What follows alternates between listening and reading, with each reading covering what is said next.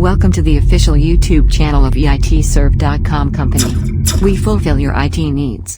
Kung bago ka sa aming channel, click like, share and subscribe, hit the notification bell and select all para updated ka sa mga bagong videos. Maraming salamat!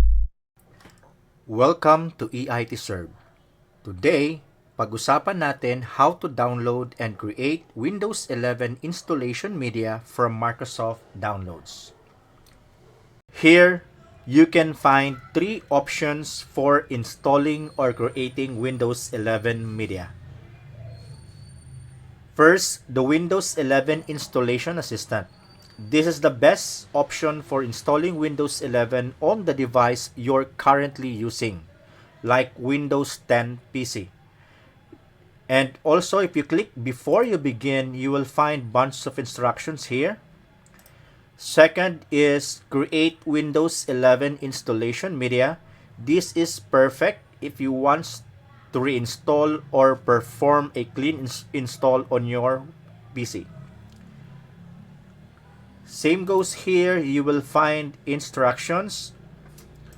Then, lastly, download Windows 11 disk image ISO. Now, let's click download. If you want, like for example, on my PC, I would like to do or perform a clean install. Just click download. Then run.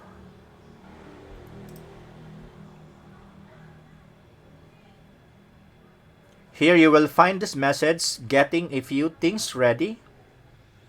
Here you can read the Microsoft software license terms. Then just click accept. Next part is you will have this option to select language and edition. Next is choose which media to use. If you want to install Windows 11 on another partition, you need to create and then run the media to install it.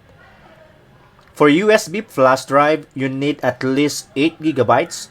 Same goes for DVD if you want to download or create an ISO file.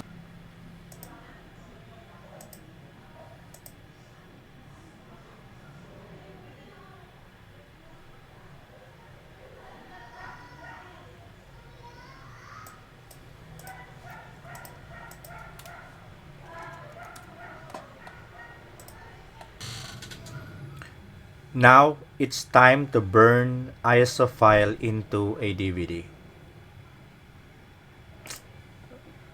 That's it. Thank you. Please don't forget to click like, share, and subscribe.